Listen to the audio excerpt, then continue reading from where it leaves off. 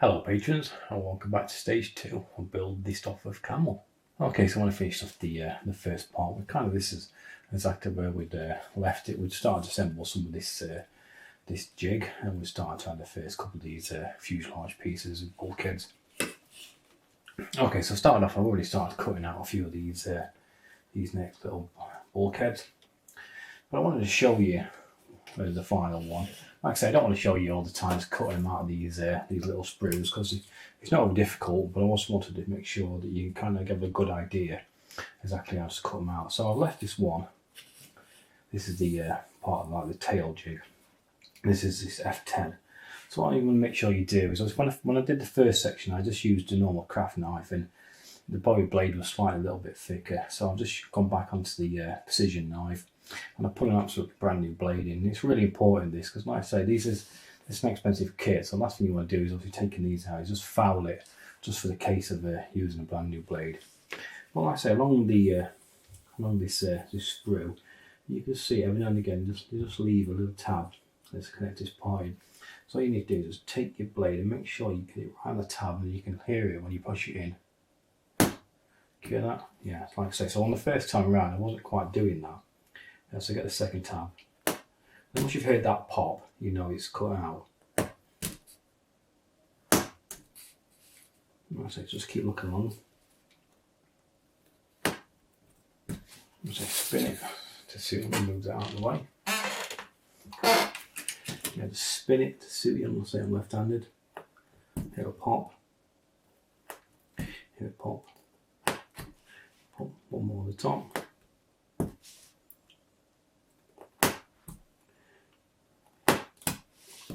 Hopefully that should be pretty much all done. Then you can just start to push these out. If it's still there, if you feel you don't want to force that, that's not quite popped it there. So sometimes just turn it over and then just cut them on the back side as well,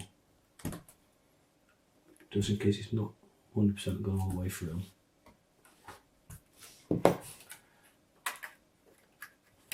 And there's just one more there.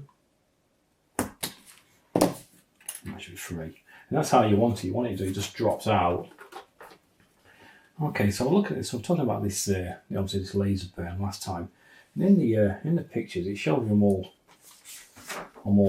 completely smooth. I don't get that, because I sanded one earlier. I even sanded on my little, sanding pot. Obviously, I put a little sanding disc onto the mini lathe.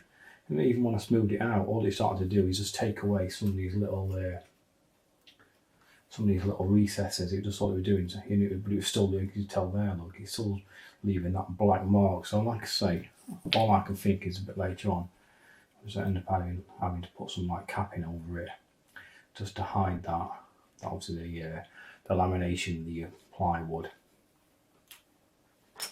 Yeah, but all I'm doing, like I say, just all you want to do is just feel where these little tabs are. That you just cut away.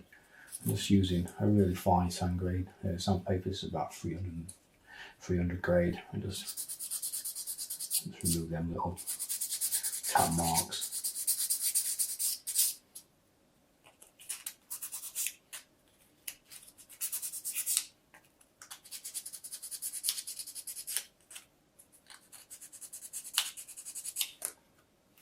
Okay, so it's that one. Okay, so we've already added L1 and L2, so now we're going to start adding these F1. So, like I say, start off by adding F4. So this is this one here. Like I say, I've already sanded that. But like I say, what we're starting to do is just starting to reduce this overall spacing we need a bit later on, but actually still leaving the burn marks. So that's why I did decide not to keep sanding it. Okay, so we just need to drop in F4 in this hole here. There's a bit of slop on this one this time, so what I'm going to do is I'll just put a bit of glue on first. Just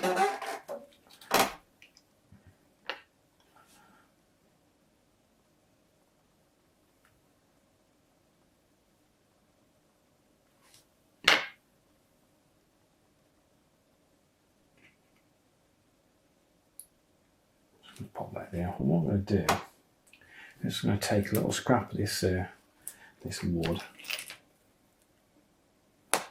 Just cut it about 10mm, and all I'm going to do is just trim it down like a bit of a wedge. And then we can just fill him in now.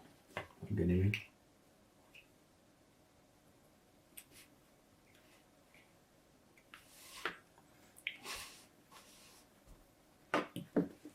I'll just put that in there. So all that's done is, like I say, that's just going to keep that a little bit tighter up to that jig. Because like I say, there's a little bit of play on these ones.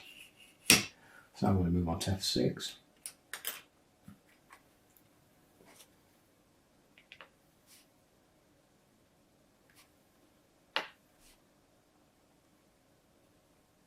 Like I said in the previous video, you don't have to worry about it too much because I think we're pretty much cutting it off. Pretty much round about this section. From round about there we lose all this. This is part of the jig. So I'm just going to put this F6 in. And same again, let's take a look with this scrap wood.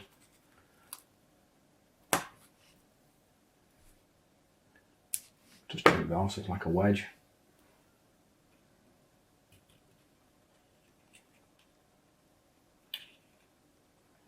Just feed a bit down there. Okay, I'm not going to worry about levelling these quite yet. I'm going to get them all stuck in. And we've got this this fuselage jig top, and they'll square them all up.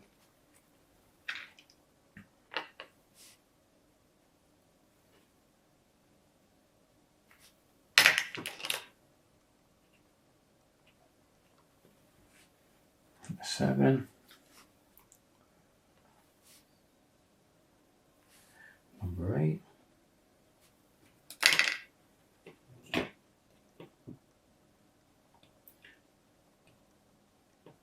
Because there's a little bit of play in the jig, what I'm doing is I'm making sure I'm pushing every one to the back section. So like I say, at least I know every single one's all been pushed up to the back, so the gap's all at the front.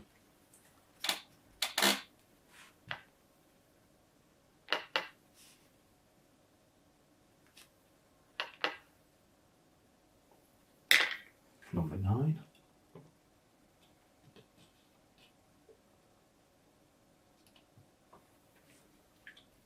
Let's cut that wedge for that one.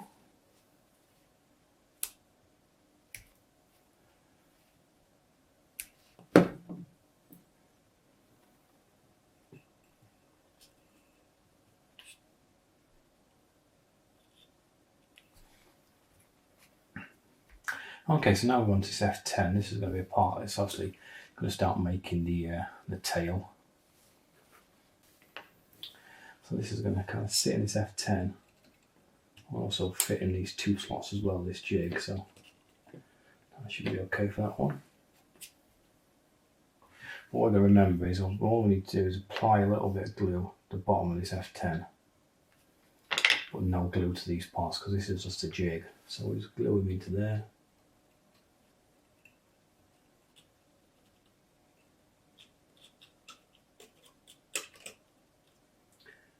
Just drop them in there.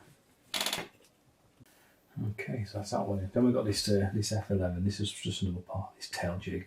I sat it in earlier, I didn't actually glue it, so I'll just glue a bit of this in.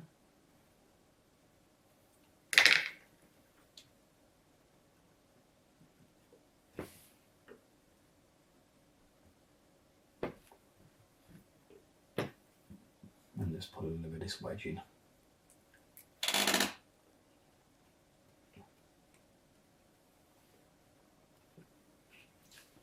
Okay, so that's complete up to step 8. Okay, so I'm looking at step 9. What it's saying, obviously we're going to add a little bit more of these more parts, this jig. I'm just going to move on a couple of steps, just because I want to show you this, and it's a bit further on. We get this jig fuselage top. And like I say, that's a good thing about having a full kit rather than the part work, is obviously if you were doing a part work now, you wouldn't get this for like 3 or 4 more issues, but I've got this already. So one of the good things about this now is I can just use this jig top, even though we don't use it till a bit further on the instructions, and I can just sit it across all these and make sure these are all lined up while the glue dries. So I don't understand why they didn't say to do this straight away, because all that's going to do now is I'm going to keep all these parts square while the glue goes off. Same again. I'm just gonna feed a couple of these into it.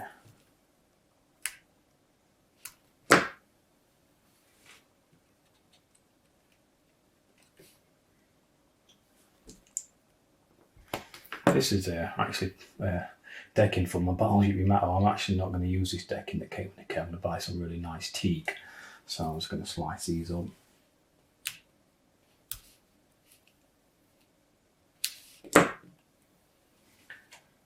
Same again, just feed them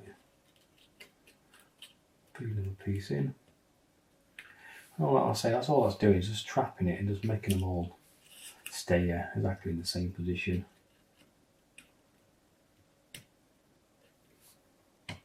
So we don't worry about the alignment of this because it's just a jig top. All we want to worry about is obviously that all these ribs are all in line. So after just putting these little spaces in, I know now that all these ribs are going to be equally spaced and all in the correct alignment. Okay, so we'll just leave that to dry 10 minutes and then we can come back. Okay, so all these little ribs have been gluing for about 10 minutes. And while that was gluing, I was kind of having a little bit look out my window because we've got some really heavy snowfall coming in the UK at the minute. So I'll just put it on screen so you can have a look at it for them people who very rarely see any snow.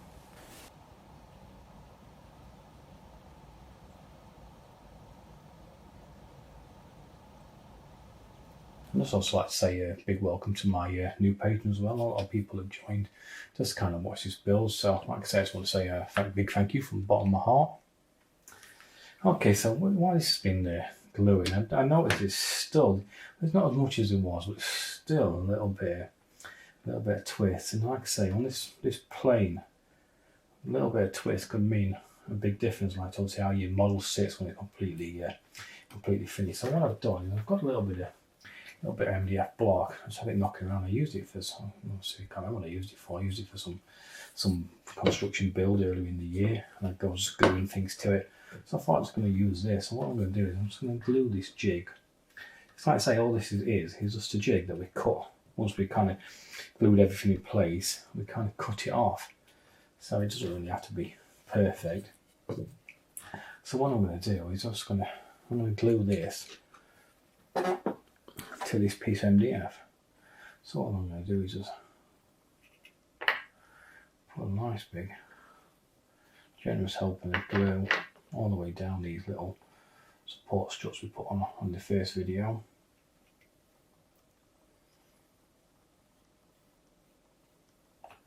Well, I'll say just down both sides.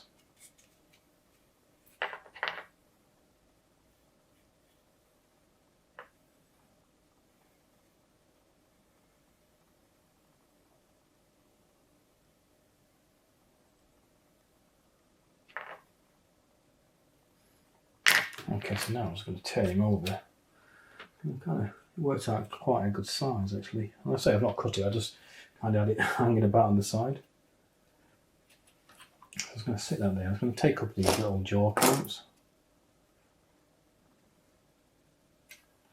Let's kind of level it up just because, like I said before in previous videos, that's the kind of person I am. Like I say, so now I'm going to pinch it on the back. There's a couple more of these little clamps. On that side. On that side. Just going to level him up a touch. Let's put one there. And like I say, all that's going to do when that completely dries, is just going to completely hold that frame nice and completely square and flush. Okay, so I'll just let that dry and then we'll come back. Okay, so I'll just remove this this fuselage top. And like I say, I've got a couple more parts just need to assemble just to kind of make up this last piece, this jig. And there's a part that obviously there's a tail on, and that needed to sit just on this back section, kind of facing up. We've got these two little slots, and they're just going to drop in between this back part of this jig. This is so we can obviously make up this or this part of the tail. It tells us not to glue that in because, like I say, we're just going to take it out after. Okay, so we need to add two more parts of this jig at the front, and And this is designed so it's going to take this this first part of this like a engine bulkhead. So we just need to, like we've done before, just add loads of generous glue. Just put that in. The same on the other side. They'll be on the bottom.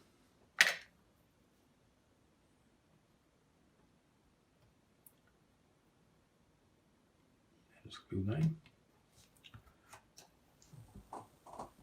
Take a brush and just take off a little bit of excess glue. Just take up these little blocks. Let's take up these blocks and just square these jigs up.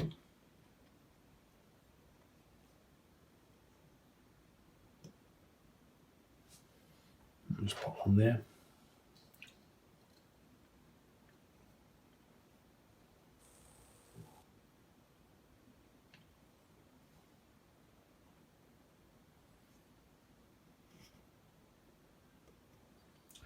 So just make sure it's all nice and pressed down. Like I said, we don't need to apply any clamps now, that should be okay. But let's see, as now I've fitted this this back part of this jig, I'll just put this back on again. Just add a couple of these little spaces. And this is mainly just keeping everything rigid, because until we start adding some ribs onto it, some rib bands, it's all very, very, very flexible. Like I say, it's quite easily break until we get a little bit more support on. Say one of the next steps is quite serious. We'll also start wrapping these bands around it, and once that happens, and that's when it's going to start getting a little bit more structurally sound. Okay, so when all the glue's dried on these parts of this jig is assembled, we're just now going to be fitting this cockpit for the fuselage. That's just going to slide down this jig onto this top fuselage jig, and then what we can do then is start adding these rib supports. It's kind of going to go either side on the bottom and the top, but I'll do that tomorrow.